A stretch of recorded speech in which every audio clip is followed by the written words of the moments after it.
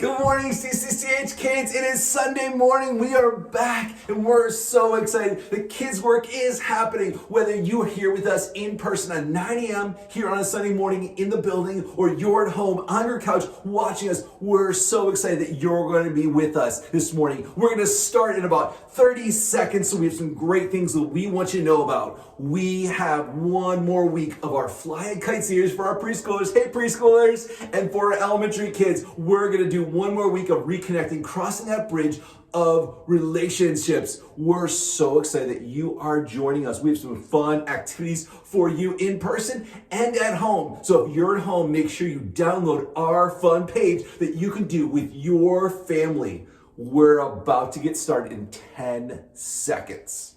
Are you ready? 10, 9, 8, 7, 6, 5, 4, 3, 2, 1. Here we go.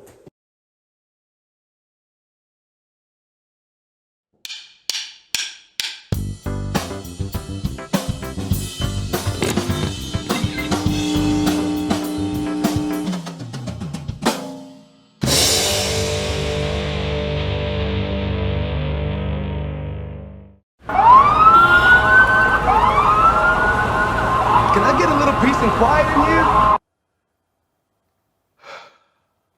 I gotta be honest.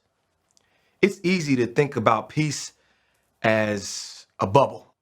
Ignoring the world so that you can chill out and get a little you time. Or maybe you think of peace as a simple agreement. You do your thing, I do mine.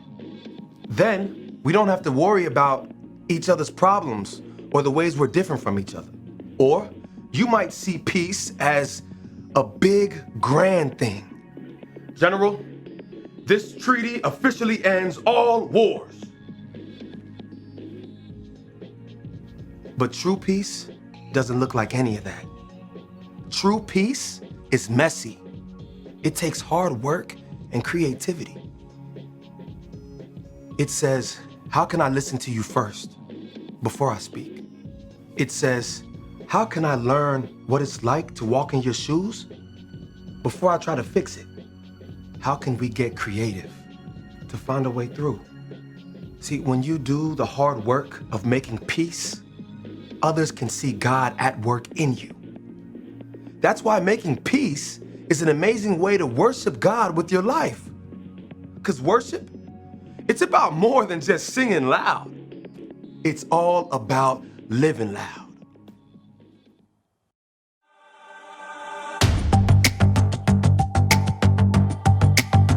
You're my courage, I don't have to be afraid. You're my fortress, no matter what comes my way. You're my treasure forever, yes, we'll be together always. Even when the days get harder, I know you'll rescue me. Even when the sky is darker, I know you'll bring me peace. You are my strength.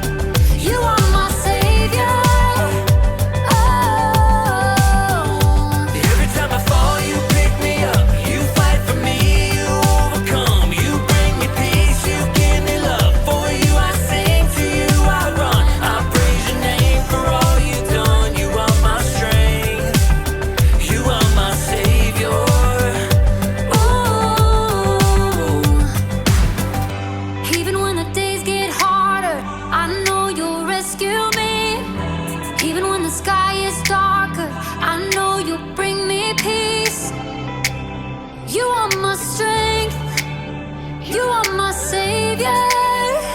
Oh,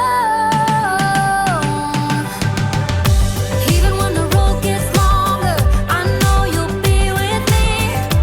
Even when the waves crash harder, your face is all I see. You are my strength. You are my savior.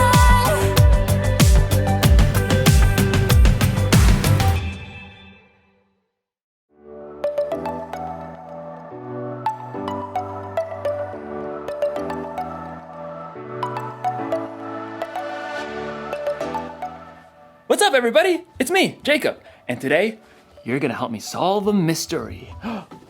The case of the mysterious envelope. Dun dun dun! What do you think it is? Is it a thank you gift? A prank? A peace offering? Actually, peace is what we're talking about today. Peace is proving you care more about each other than winning an argument. But that doesn't get me any closer to finding out what's inside this package. I feel like I should be wearing gloves for this. Yeah.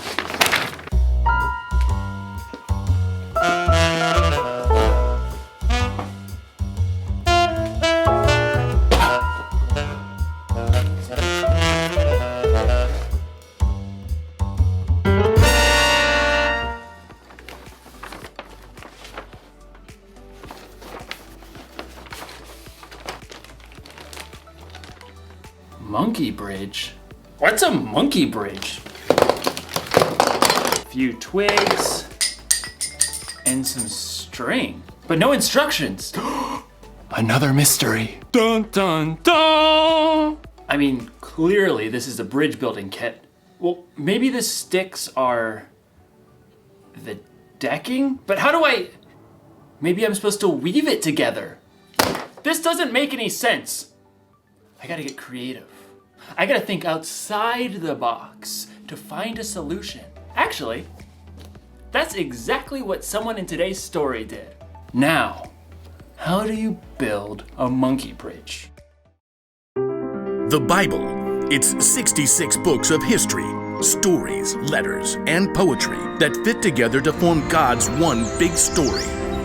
The epic adventure of how He created us and loves us so much that He made a way to rescue us. As we travel through the Bible, from Genesis to Revelation, we discover people who met God and found their lives changed forever. Now, for an amazing story, inspired by the book of 1 Samuel, chapter 25. God had promised David would be king, but for now, King Saul ruled Israel. David lived his life on the run, followed by a group of misfits who had become friends and servants. One day, they arrived in the desert of Paran, near the land of a wealthy man named Nabal, who owned 3,000 sheep. We'll set up camp here, man. At first, Nabal's servants didn't know what to think. Too many strangers around these parts. We've had food and sheep go missing. But David's men were honorable. They didn't try to steal from the shepherds. In fact, David protected Nabal's shepherds from any harm. Stay as long as you like, my friend. About time for sheep shearing, isn't it? Oh, yes. Nabal will hold a grand feast when it's all over. Your men have helped us, so they should share in the celebration. David called for 10 of his men and gave them a message to send to Nabal. On it. David's messengers hurried up the mountain to Nabal's estate and were brought to stand before him. Well, what do you want? Nabal sneered down at the men while he continued to chew on a fine leg of mutton. David says, may you live long, may things go well with you. Continue. He says, I hear that you are clipping the wool off your sheep. When your shepherds were with us, we treated them well and protected them. Now please be kind to my men. Please give us any food you can find for us. Nabal leapt from his seat and hurled the mutton bone across the room. Who is this David? Probably a runaway servant. Why should I give bread and meat to a nobody? And his men who come from who knows where? David's men returned to camp and delivered the news. Oh, no, he didn't. Oh, yes, he did. Man, Put on your swords. We'll make Nabal wish he hadn't. At no time at all, David and 400 of his men were marching up the mountain to confront Nabal. It seemed there was no stopping a battle. But Nabal's wife, Abigail, was far wiser than her husband. A servant told her what he had done. David sent messengers asking for food, but Nabal shouted and was rude to them. Go on. The whole time we were near them, David's men were good to us. They were like a wall, keeping us safe. You've got to do something now, or terrible trouble will come. There's no time to waste. Abigail quickly directed her servants to gather supplies and put them on donkeys. 200 loaves of bread. Check. 5 sheep. Check. 1 bushel of cooked grain. Check. 100 cakes of raisins and 200 cakes of figs. Check. And check. Well, you go on ahead. I'll follow. The donkeys, loaded with good food, started down the mountain. Abigail got on her donkey and followed. From the valley, David and his men were approaching. Everything we've done has been worthless. I've watched over this fellow's property, but he's paid me back evil for good. We'll wipe him out. As David's anger grew, though, he spotted something along the path. A pack of donkeys. What's this? Well, it looks like they're carrying something. Food for a feast, I'd say. Behind the pack of donkeys, Abigail prepared for what lay ahead. I must stop this. The moment Abigail saw David, she slid off her donkey and fell face down on the ground before his feet. Please, let me speak. Let me take the blame for Nabal's actions. Abigail raised her eyes just enough to notice David's surprised face. He nodded. Don't pay attention to Nabal. He's always doing foolish things. I'm sorry I didn't get to see your messengers, but I've brought a gift for you. Right now, the Lord has kept you from killing Nabal and his men. Let the Lord deal with your enemies. Abigail rose to her feet. David and his men listened, surprised by the strength of her message. You fight the Lord's battles, so he will give your family line a kingdom that will last. He'll make you ruler of Israel. And when he does, you won't have a heavy load on your mind about killing people with no reason. The Lord will give you success. When that happens, please remember me. Abigail took a deep breath and waited. David smiled. Give praise to the Lord. He sent you to find me. May he bless you for this. You have kept me from using my own hands to get even. David's men unloaded the food that Abigail had brought. Go home in peace. I'll do what you have asked. Abigail made her way back up the hillside to her home. She had chosen to humble herself and do the hard yet creative work of making peace. In the end, Nabal paid the high price for his foolish anger, but God blessed Abigail. The fight between Nabal and David wasn't Abigail's problem, but she didn't use that as an excuse. She got involved. She acted fast, and she found a creative solution. You see, just because something isn't your problem doesn't mean you can't get involved. God has given each one of us unique talents and unique ways of seeing things. So, if you see people in a fight and you're the only one who can see a way to make peace, you should help them solve that mystery. Jesus showed us how important making peace was to him when he gave his life on the cross. We can make peace with others by being part of the solution. You can help calm an argument between two people by making them laugh. You can suggest solutions to problems that others might not see.